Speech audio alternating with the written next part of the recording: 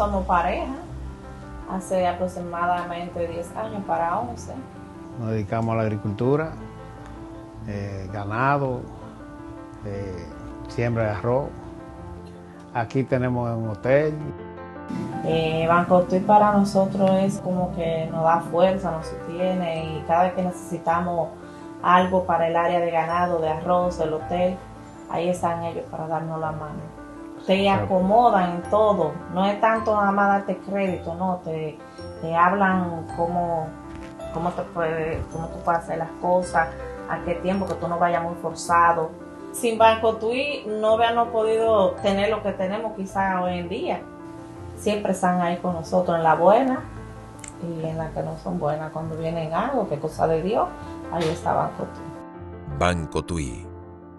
Permanecemos contigo.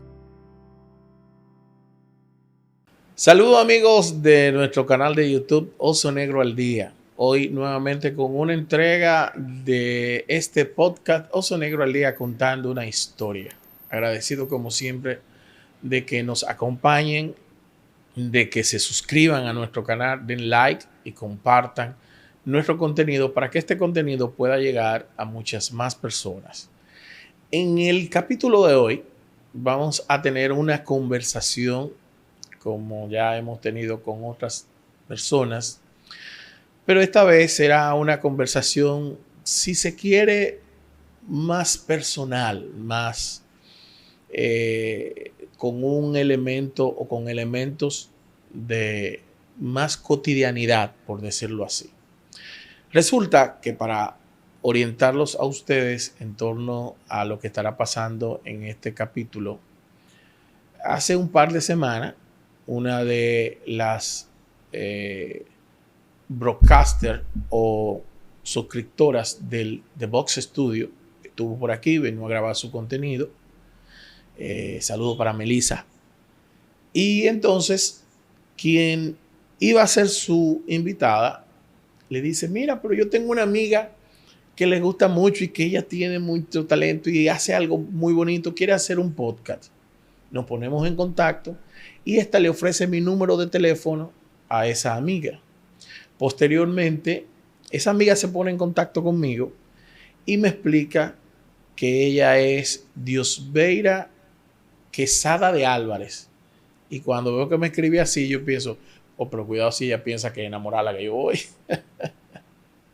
Bueno, pues lo cierto es que posteriormente Diosbeira vino a Cotuí, conoció las instalaciones de The Box Studio, y entonces efectivamente Diosbeira estará haciendo un contenido que yo considero es un muy buen contenido, es hermoso, su idea, su plan para compartirlo con toda la gente que desde cualquier parte del mundo podrá disfrutar de este contenido que ella nos estará haciendo. Pero mientras estuvimos conversando, yo me di cuenta que la historia de Diosbeira es una historia hermosa, es una historia que hay que compartir con la gente. Y hoy tengo a Diosbeira aquí conmigo. Saludos, Diosbeira. Saludos, muchas gracias, muy honrada y muy contenta de poder estar aquí, porque cuando tú puedes compartir lo que tú vives, es una forma de ayudar a otras personas que quizás pasan lo mismo, a tener esperanza, a saber que no están solos, a saber que hay una luz al final del túnel que no necesariamente tiene que ver con la muerte, sino con el momento que tú puedes estar viviendo o la situación que puedes estar viviendo. Así que muchas gracias por la invitación. No, gracias a ti por estar aquí en The Box Studio en esta producción Oso Negro al Día, contando una historia.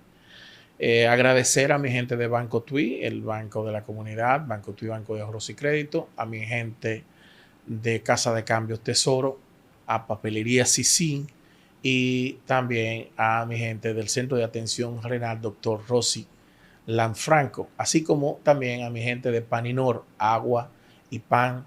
Paninor, muchísimas gracias por el apoyo que nos da y que nos permite tenerte aquí. Diosbeira, para poner las cosas en contexto, es maestra. Soy maestra. Pero es maestra. Soy maestra. Hace 18 años que trabajo para el sector público, pero soy maestra desde que tengo 4 años, porque mi jugar con los niños era enseñarles algo. Tú sabes que por ahí comenzó precisamente ese deseo mío de conocer más a profundidad tu historia.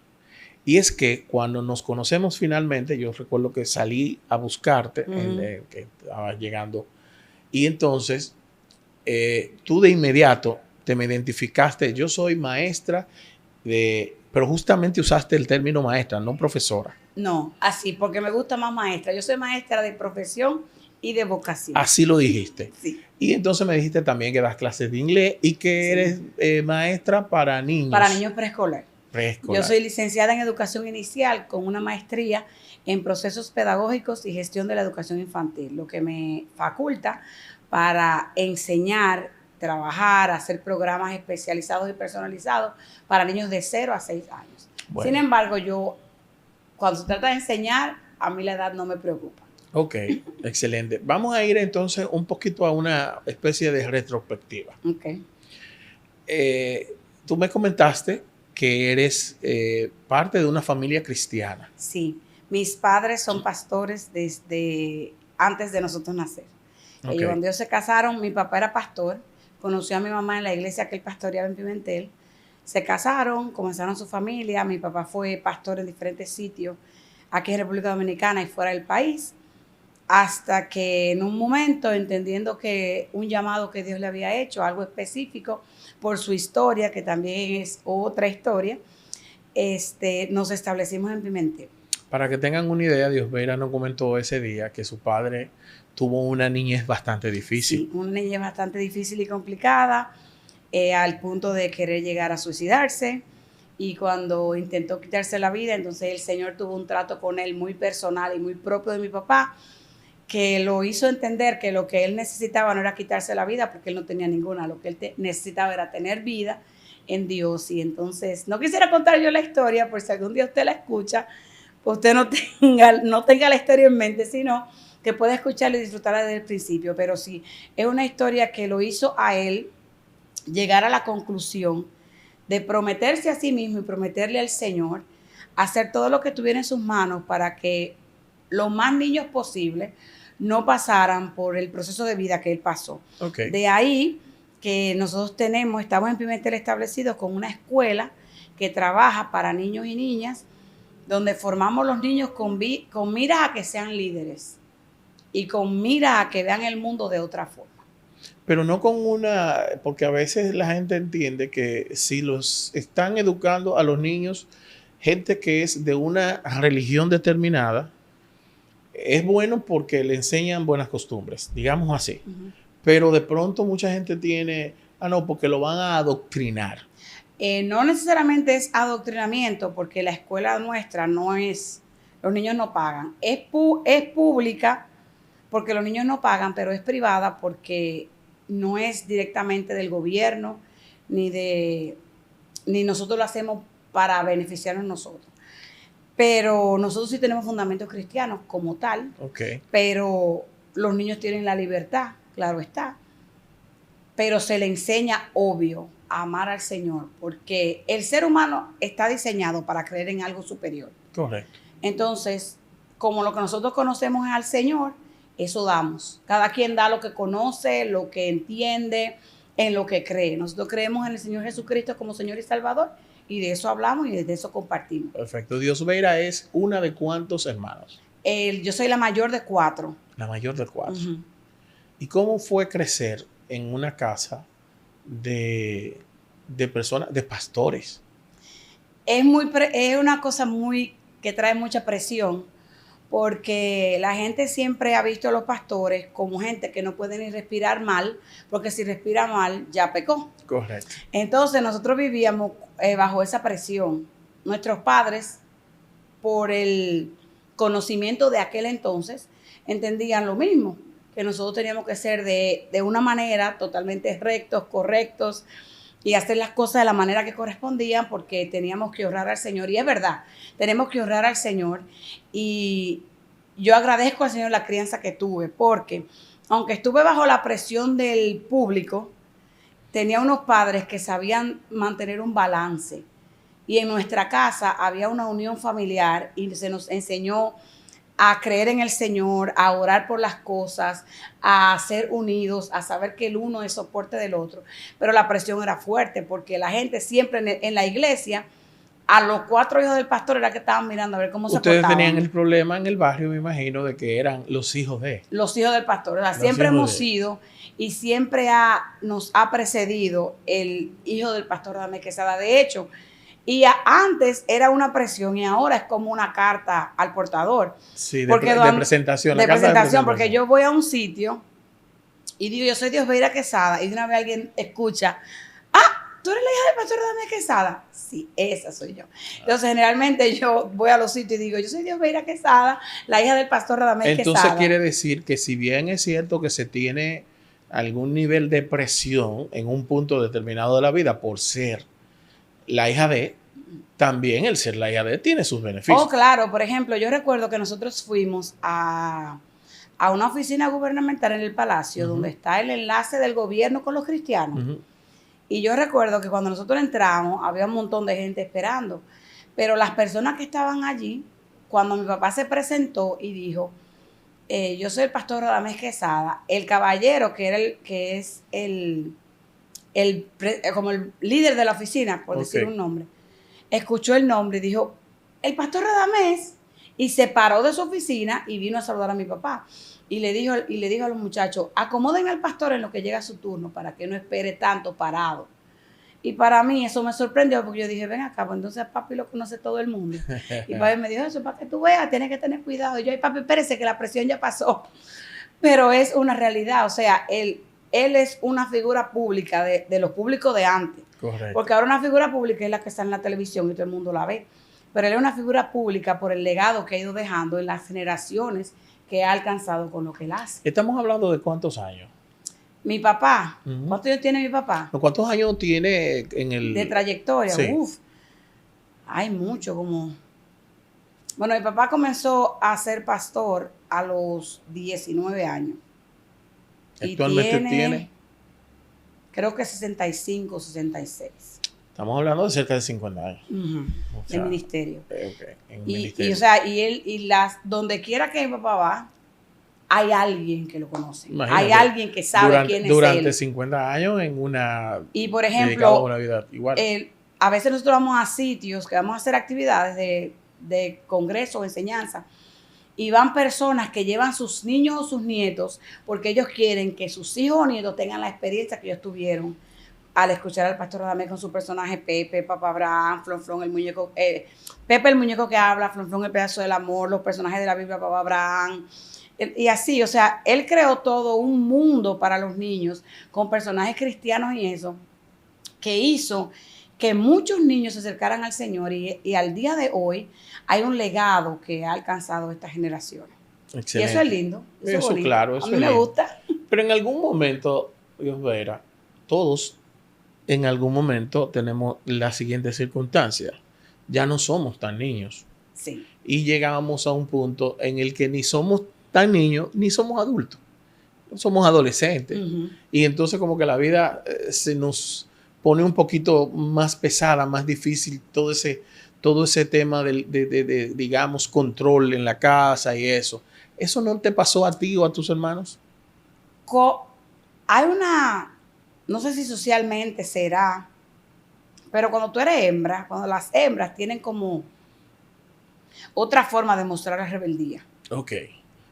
Las hembras son un poquito más calmadas y como más sumisas. Pienso que por diseño somos así. Los varones son los que más como... Sí, tienen esos actos de rebeldía. Porque independientemente de lo que se quiera vender ahora, hay diseños que hay que respetar. O sea, el varón tiene un diseño, la hembra tiene un diseño, y por diseño hay cosas que nosotros vamos a hacer por default, como dicen. Por default.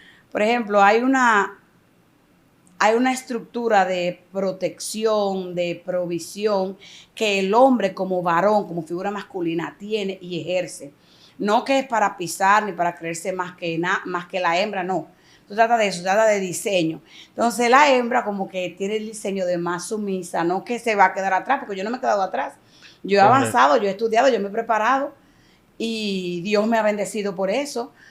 Pero entiendo que como mujer quizás me fue más fácil llevar la adolescencia de ser hija de pastor. Muy bien, ya pasamos esa etapa. A lo mejor a ti, igual que a todos, en algún momento no te ocurrió, a todos nos ha ocurrido, el hecho de que en el barrio, mientras tuvimos un comportamiento bueno, entre comillas, todo el mundo decía, esa es la hija del pastor. Esa niña es una estrella, la hija del pastor. Pero si en algún momento alguien entendió que erraste o que hiciste algo no tan correcto, mírala, esa no es la de tal religión. Sí, y pasa, realmente pasa. Por ejemplo, tú sabes que yo soy muy... La culpa entonces de la religión. Yo no sé por qué culpan a la religión, porque uno es un ser humano independiente, Correcto. pero es parte de la cultura de los pueblos y de cómo se nos ha enseñado. Uh-huh. O sea, la gente asume que si tú eres católico o eres cristiano o eres testigo de Jehová, tienes que ser de X o Y manera, y si no eres así, entonces estás deshonrando la religión que pertenece. Entonces la religión es la mala. Y no, o sea, no debe ser así, porque Correcto. la religión cualquiera te enseña lo que tiene como religión. Ok. Entonces, lo que tú hagas con esa enseñanza que te dan es tuyo. Sí, Y completamente. nosotros debemos llegar a ese punto. Aquella gran palabra del libre albedrío. Exacto. Entonces, por ejemplo, a veces, delante de mí hay personas que han comentado cosas de personas. Uh-huh. Y yo le digo, pero esa persona es libre. Que ella conozca la Biblia no la hace obligado a actuar como diga la Biblia. Correcto. Que eso es personal. Correcto. Y, por ejemplo, yo tengo esa forma. Cuando yo oigo un comentario que entiendo que está fuera de lugar, yo lo digo, no, eso no es problema tuyo. Tú puedes dejar que esa persona haga lo que quiera, no te tiene que importar, pues eso no es tuyo. Correcto. Transcurre la vida, Uh-huh. ya eres una joven, una adolescente, una señorita, estudias y para estudiar magisterio me imagino que tuviste que salir de Pimentel. No, yo estudié en la Universidad Católica Nordestana. Ok, entonces es que está en San Francisco de Macorís. Uh-huh. Yo iba y Puedes venía. viajar y venir. Perfecto. Pero o sea, el transporte público, había una guagua de la universidad. uh-huh. Como fuera, no se iba. El día que no había ni dinero para transporte, no íbamos a la universidad. Es uno de los, Claro, uno de los porque- temas que tiene la... Porque nuestros padres nos enseñaron eso. Cuando hay, cuando no hay, no hay. Ahora no se enseña eso a los niños. Ahora los niños piden el cielo y el papá va y se lo busca. ¿Y qué tú crees de eso? Yo entiendo que eso es personal. Y el que lo pueda hacer, que lo haga a conciencia de saber qué está provocando. Por ejemplo, si a mí nada me cuesta ahora de niña, yo voy a crecer pensando que todo me lo merezco, que todo debe ser gratis, que todo está hecho para mí. Pero un día no vas a poder lograr Entonces algo. un día cuando no te suceda, te va a frustrar, te va a querer quitar la vida, vas a maldecir a tus padres porque no te enseñaron lo que era. Porque ese es el tema, que a veces no entendemos que lo que enseñamos cuando niños nos va a seguir toda la vida. Muy bien. Vamos a hablar entonces ahora, Diosbeira, de la otra razón por la que yo quise Uh-huh. que tú estuvieras hoy conmigo en este programa. Resulta que Diosbeira es madre, Sí, soy madre de 3. madre de 3. Uh-huh. Pero uno de tus hijos Sí, tiene la condición de autismo. tiene la condición de autismo. Uh-huh. Déjame preguntarte esto, porque es una de las cosas que a veces a los ciudadanos comunes y corrientes no sabemos cómo manejar. ¿Cómo tú entiendes o cómo se siente una madre cuando nos referimos a ese niño o niña de forma incorrecta? ¿Cómo es la manera correcta? Primero, ¿cómo es la manera correcta para referirse a ese niño o niña? Lo que pasa es que hasta que tú no conoces que hay una condición, no hay una manera correcta de llamarlo. Ok. Porque, por ejemplo, usted y yo nos juntamos en un supermercado. Usted Ujú. no me conoce ni yo a usted. Yo ando con mi niño y mi niño se tira en el piso. Mi hijo, no gracias al Señor, no hace esos piques que hacen otros niños. Esas Pero rabietas. cada niño es diferente. Ok. Pero mi hijo, por ejemplo, si él entiende que no quiere caminar más, él se tira en el piso y no hace nada más se tira en el piso. A veces da vueltas, otras veces simplemente se queda en el piso. Entonces yo le digo, Marky, párate, que nos vamos. Y él no se para. Entonces usted lo que puede ver y decir, ay, pero qué malcriado ese niño. Ujú. pero es porque usted no sabe. Entonces yo no me puedo sentir mal con usted, porque usted no sabe, usted está hablando desde la ignorancia que usted tiene en cuanto a mi hijo. Por ejemplo, un día yo estaba en un centro comercial en Santo Domingo y Marky me hizo eso. Yo andaba con mis otros 2 niños y Marky se acostó en el piso y no quería pararse.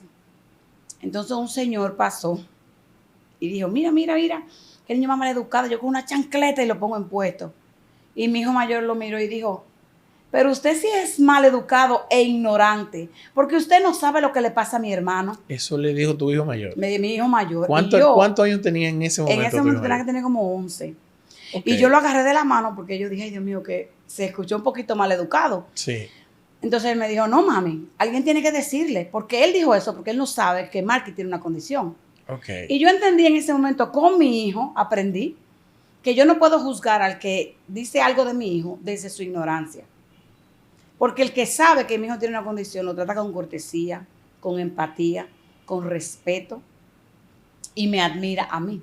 Pero el que no conoce la condición de mi hijo lo trata de manera despectiva, lo ve como malcriado, lo ve como un niño que no tiene régimen y una mamá que no se da su lugar y que no se da autoridad. ¿Cómo es el día a día de una madre, el día a día de una madre real, en la vida real, teniendo que lidiar con esta situación, con un niño o niña, con estas condiciones, con esta situación, y lidiar con la otra parte de la moneda que desde afuera juzga a esa madre?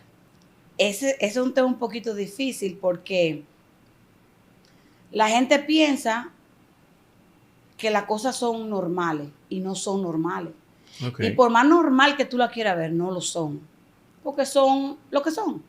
Entonces, por ejemplo, a veces yo veo madres que tienen niños con condición, pero que son figuras públicas o algo así, que siempre andan bien lindas, bien arregladitas, bien maquilladitas y que siguen haciendo su vida normal. Y está perfecto porque a lo mejor tienen a alguien que les ayude. Pero hay otras madres que su día a día están solas. Yo en el caso mío, no soy una figura pública, pero tengo gente que me ayuda, gracias al Señor. Comenzando desde mi esposo, el papá de mis hijos, hasta la familia mía que está cerca de mí y la familia de mi esposo, hemos entendido la condición de Marky y ayudamos aunque sea un poquito en lo que podamos. ¿Cuántos años tiene hoy Marky? Marky tiene 9. Okay. Va a cumplir 10 en diciembre. Ok. Y pudiéramos decir que hay una edad en la que es más difícil. Yo he escuchado personas que ya tienen niños adolescentes que hablan de lo difícil que ha sido, pero también hablan de lo difícil que fue la niñez. Por ejemplo, Mark ha sido diferente a todos los casos de autismo que yo he escuchado. ¿Por qué? Por ejemplo, Marky, cuando él tenía como 2 años o 3, él comenzó a golpearse la cabeza en la pared. Y yo me recuerdo que mi esposo lo vio y le dijo, Marky, no, tu cabeza es una cabeza hermosa que Dios te dio, no hay que maltratarla, así que no vamos a dar en la pared. Y comenzó a monitorear y a observar a Marky para asegurarse que Marky no se volviera a dar en la pared y Mark ya no se da en la pared. Una pregunta, a propósito de esa situación, por lo que tú me explicas, yo debo entender, o eso me hace pensar, que tu esposo no es una persona no letrada. Tu esposo tiene algún nivel de educación y conoce, es muy consciente de la condición de su hijo. Sí, y lee mucho y estudió mucho. Cuando nosotros nos dijeron la condición de Marky, que nosotros fuimos a Santo Domingo, yo recuerdo que después que le hicieron un montón de evaluaciones, porque aquí esa es otra cosa. En nuestro país, República Dominicana, que yo amo, adoro y es el mejor país del mundo, pero nosotros duramos para diagnosticar a Marky casi 2 años. En un proceso de pruebas y pruebas y pruebas. Y costosas, muy costosas. Y costosas las que tuvimos que hacer fuera, pero nosotros hicimos algunas en el Robert Reed. Okay. Que es el hospital de niños aquí a nivel nacional. Entonces esas no fueron costosas, pero los viajes a Santo Domingo, tener que amanecer allá. Por ejemplo, hubo una primera operación que a mi hijo tuvo que hacérsele porque él nació con la úvula bífida. La úvula bífida es lo que llamamos la campanita allá dentro de la garganta. Él la tenía dividida en 2. Nosotros nos dimos cuenta porque Cuando él se bebía la leche, él toda la vomitaba por la boca, por la nariz, por los oídos. Y nosotros, pero venga acá, ¿qué es lo que pasa aquí? Y un día lo llevamos donde la doctora, una doctora de Pimentel, excelente doctora, Erikeila Duarte se llama. Y ella es mi amiga personal, y yo fui y le dije a Erikeila, por favor, ven, dime qué es lo que le pasa a mi hijo. Entonces ella lo evaluó, y cuando lo evaluó, ella dice, Dios, mira, pero el niño yo le veo una cosa como dividida allá atrás. ¿Tú lo has llevado a un especialista? Y él no. Entonces ella me dijo, pues llévalo donde su doctora de cabecera, su pediatra, la doctora García, un ser humano extraordinario. Y entonces cuando yo lo llevé, yo dije, doctora, yo quiero que usted me lo refiera a genética. Entonces ella lo evaluó y me dijo, sí, vamos a llevarte la genética. Okay. Entonces cuando llevamos a genética dijo que eso había que operarlo porque si no le va a traer problemas para comer. Yo tenía que darle la comida paradito, porque cuando yo lo acostaba era un desastre total. Y por ejemplo, yo no le pude dar alimento un poquito como más fuerte, como hasta los 10, 12 meses, porque tenía ese detalle. Y a él lo pudieron operar como al año y algo, casi los 2. Quiero aprovechar para hacer un paréntesis y explicarle a la gente que nos puede estar viendo en otra parte del mundo que el Hospital Robert Reed Cabral es, digamos, el principal centro hospitalario público a nivel público para niños en la República Dominicana. Tiene todas las especialidades, todas, ahí están todas las especialidades y te atienden muy bien. O sea, la gente es amable. Uno tiene la idea de cuando algo público, como que tú no sabes lo que te va a encontrar, pero las personas, los doctores son un amor, una delicia, te tratan con respeto, tú te encuentras de todo allí. Cuando yo fui a genética, yo vi cualquier cantidad de casos de condición de niños. Y, por ejemplo, cuando tú vas a ese tipo de sitios que tú dices, wow, tu situación es tan difícil, hay gente que está en una situación más difícil que tú, y tú aprendes a ser, más que quejarte, a ser agradecido. Yeah. Y cuando mi hijo lo evaluaron de cardiología, y perdónenme que diga los nombres de los doctores, pero lo digo. Es válido, es totalmente válido. Aquí porque se puede vale ser todo. referencia para que las personas busquen ese tipo de ayuda. Correcto. Por ejemplo, lo vio la cardióloga de mi hijo, que se llama Jadiluz Acosta, una niña de Pimentel, que se fue para Santo Domingo y ahora está al frente de cardiología del Robert Reed. Y cuando ella evaluó a mi hijo, que mi esposo y yo fuimos llorando, porque yo soy bien llorona, y ella me dijo, Nudi, así nos decimos de cariño, ten paz, que si tu niño es un niño feliz, ya tú tienes más de la mitad del juego ganado. Eso es una parte que debe ser muy importante, Dioveira. Me imagino que para ti como madre y para cualquier madre que esté manejando un tema de este tipo, yo quiero hacer un paréntesis y hacerle un reconocimiento público a mi pareja, a mi esposa Lucía Oviedo. Lucía tiene una niña, nuestra niña más pequeña, Laia, es una niña con una condición especial. No tiene diagnóstico de ninguna índole. Hasta el momento estamos en ese proceso, digamos. Pero sí tenemos una situación con la niña y nosotros lo sabemos.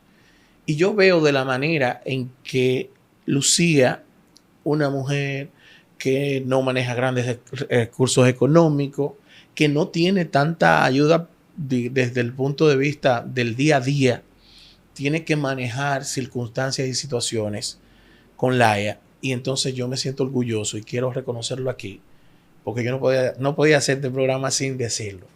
No, y eso está bien. Es importante uno reconocer, por ejemplo, mi esposo, el papá de mi hijo, si él no hubiera estado conmigo en ese proceso, hubiera sido muy difícil. Porque él me enseñó a exhibir a Marky. O sea, mi esposo andaba con Marky como andaba con los otros 2 niños. Correcto. Y siempre está pendiente de que Marky ande lindo igual que los otros. A mi esposo le gusta que ellos anden lindos, bien cambiados, bien representados. Y él trabaja mucho para que esos niños y yo estemos excelentes. Entonces, después de mi esposo, mi papá, Marky, desde que él ve que esa guagua de mi papá aprende, él cree que es para él que la están prendiendo. Y él de una vez comienza, se para en la casa, hay que llevárselo para donde sea que mi papá va, él se lo tiene que llevar. Entonces, esas 2 figuras masculinas en la vida de Marky han sido clave. Ok. Su papá, mi esposo y mi papá, su abuelo. O sea, ha sido clave en él porque son los varones, le pueden enseñar lo que yo no. Como mamá yo lo puedo amar, lo puedo enseñar todo lo que yo pueda, pero como varón él necesita ver esa figura. Y yo bendigo al Señor por esas dos figuras que el Señor me regaló. Primeramente mi esposo,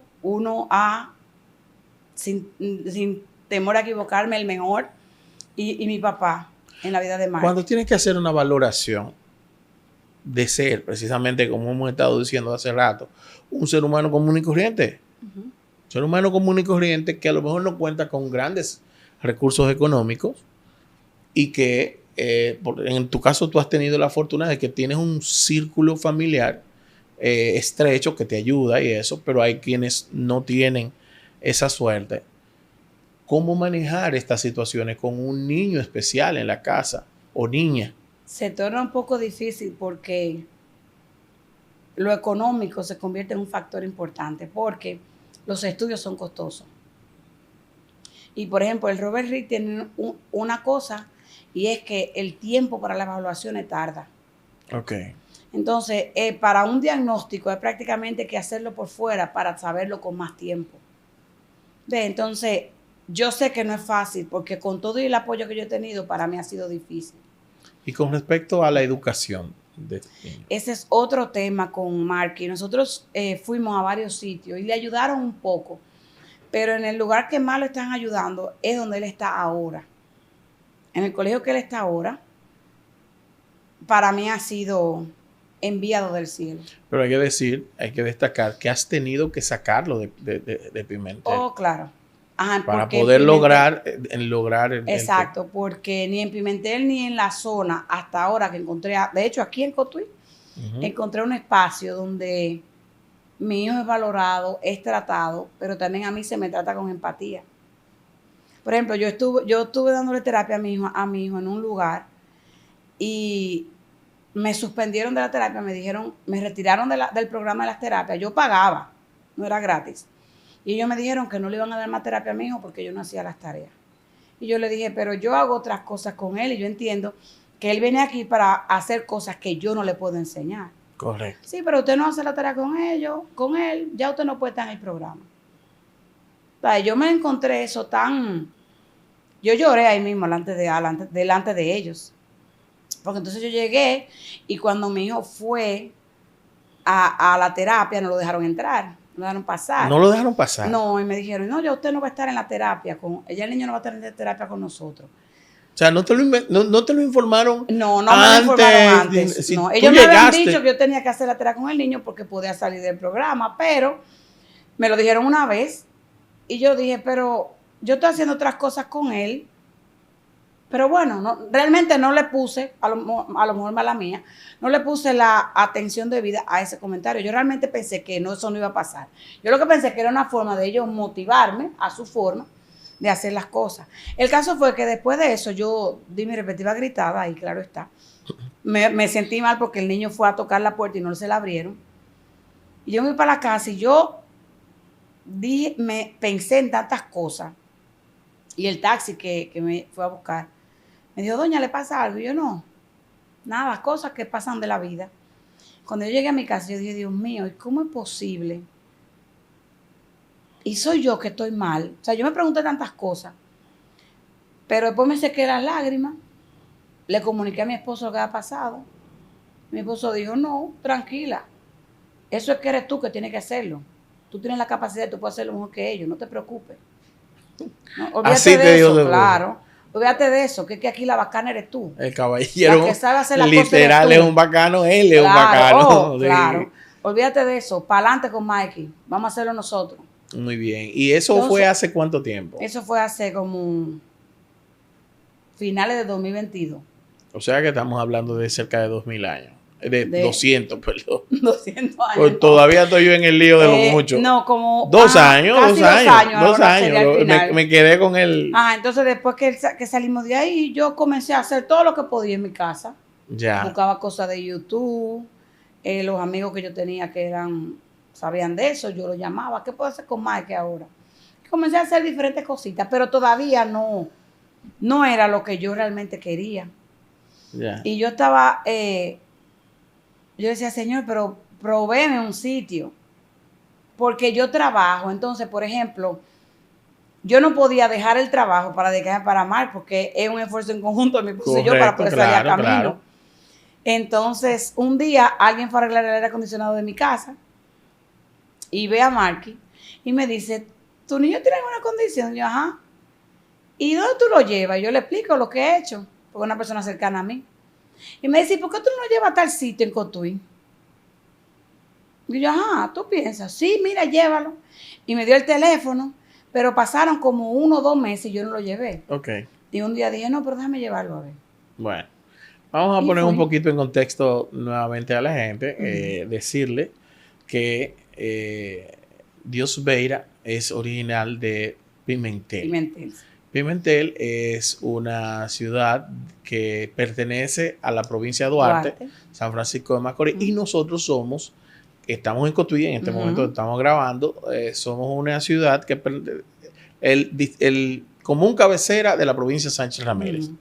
Estamos a 45, no, 20 minutos, 25 minutos de tránsito. Porque hay una zona que tiene mucho policía. Hay una zona, acostado. exactamente. Pero tú viajas todos los días, trasladan todos los días el niño. Sí, mi papá me hace el favor de traerlo y mi hermana lo recoge. Ok. No es tan fácil. No es un fácil. Sacrificio importante. Gracias a Dios, como tú bien dices, tienes el apoyo familiar. Que sí, eso es sobre todo. Eso es muy importante. Quiero agradecer nuevamente a mi gente de Telecotuí, televisión global, y también gracias a The Box Studio, donde usted puede realizar todo su contenido de podcast, cubrir todos los eventos, también hacer comerciales y todo lo que usted necesite en materia de estas índoles de Box Studio. Agradecer también a mi gente de Banco Tui, a mi gente de Casa de Cambios Tesoro, a mis amigos de Papelería Sisín, así como también al Centro de Atención Renal Dr. Rosilan Franco. Gracias también a mi gente de Paninor, Agua y Panadería Paninor. Hemos tenido un espacio bastante interesante donde hemos aprendido y conocido muchas cosas. Muy buena, Dios Beira. Pero no hemos llegado al punto de la razón por la que estás aquí, por la que en primer lugar has venido. Y es que tú has tomado la decisión, me dices que ya hace 2 años más o menos, hiciste un primer capítulo de un podcast. Cuéntanos cuál es la idea. En el 2022, el hermano de mi esposo es muy bueno en computadora y eso. Yo le compartí la idea y él me dijo, vamos a grabarte. Y yo le dije, ¿en serio? Sí, vamos a grabarte, a ver cómo se oye. Y yo le expliqué la idea y me dijo, mira, está excelente. Okay. Y la gente está cansándose poco a poco de consumir contenido que no le aporta. Correcto. Y no en un tiempo no muy lejano, la gente va a buscar contenido de valor. Entonces, cuando ese tiempo llegue, tú debes ya estar ahí. Me dice el hermano de mi esposo. Pues vamos. Viene, monta unas cosas ahí y grabo un primer episodio. Le digo, bueno, yo lo voy a sacar para mi cumpleaños. Pues está bien. Él lo arregló, lo preparó. Y el día antes de mi cumpleaños me lo mandó. Y me dijo, mira, para que lo mande. Que era un audio. Era un audio. Ok. Y me dijo, ¿tú me das permiso para yo compartirlo también? Y yo dije, claro, compártelo a ver qué impacto tiene. Y yo recuerdo que ese día de mi cumpleaños, el hermano de mi esposo me mandó tantos comentarios de gente y él me puso un mensaje, oye, pero ni yo sabía que te iba a tener tanto impacto. Todo el que yo se lo he mandado ha respondido, ha dicho algo. Tú tienes el material, dale, que hay gente que necesita escuchar eso. Pero como yo no tenía el estudio, él trabaja, mi hermano, tenía la intención de ayudarme en eso, pero se nos fue complicando por los trabajos y demás. Y yo como que me medio desencanté, porque yo veía tantas cosas en las redes sociales como contenido así como sin sentido y que la gente, y que tenía que tantos millones de views y que tanto que sé yo qué. Yo dije, ay no, esto ni vale la pena, ya el mundo no está viendo esto. Pero últimamente yo he vuelto a tener la inquietud porque he visto cómo está más común las capacidades diferentes en los niños. Ok. Antes, yo recuerdo que un niño como Marky lo hubieran amarrado a un cepo en su casa. ¿Qué Yo es un recuerdo- cepo? Un cepo. ¿Qué es un Un cepo? cepo es como una cosa que hace peso para que no se pueda mover algo. Ok. Ajá, entonces yo recuerdo que mi abuela, que era enfermera, inyectaba a una señora. Y un día yo fui a la casa de esa señora y muchacho al fin salía al patio. Y en el patio yo vi este muchacho amarrado a un cepo. Entonces yo le pregunté a mi abuela, nosotros le decimos Catán de cariño. Catán, pero hay un niño amarrado ahí. Que la señora me oyó y dijo, "Ay, lo que pasa es que él se me va y tengo miedo que me lo maten en la Ok. calle". Ok. Y mi abuela le dijo, pero ciérrale la puerta. Ay, Catán, usted no sabe, doña Catán, él rompe la puerta. Porque es un niño a lo mejor lo que tiene era autismo sin tratar. A lo mejor. Pero ahora ya es más común. Ahora hay más empatía. Yo a veces hablando con personas digo, ay, gracias al Señor que Marky nació en este tiempo, porque si Marky hubiera nacido 20 años atrás, hubiera sido bien difícil para él. Ok. Las burlas y demás, porque no había conocimiento que hay ahora. Entonces, ahora, ¿qué es lo que quiere hacer o qué es lo que va a hacer Diosveira? Entonces lo que yo voy a hacer es, yo tengo la idea de un podcast Correcto. que va a tratar las capacidades diferentes, con la intención de que la gente tenga información, de que la gente tenga sugerencias, de que la gente tenga ideas, de que la gente sepa dónde puede ir a buscar información, a buscar una palabra de aliento. Señora, hay días, cuando tú tienes un niño con condición, hay días que tú no sabes cómo va a llegar al final del día. Y obviamente esto explicado desde el punto de vista de una madre Que lo vive. Debe ser un consejo muy útil para Exacto, quienes tienen. porque a lo mejor hay personas que tienen la experiencia desde una posición económica estable, rentable, con todas las facilidades ahí. Pero ¿qué pasa con nosotros las madres? Que con lo único que contamos es con el papá de nuestros hijos y nuestras familias. Que tenemos que salir a buscar lo que sea para que nuestros hijos salgan a camino. Que no sabemos qué va a pasar con nuestros hijos cuando terminen un bachillerato porque no hay una universidad que los acoja. Porque hay diferentes tipos, no quizás tipos, pero diferentes formas en el que el autismo se presenta.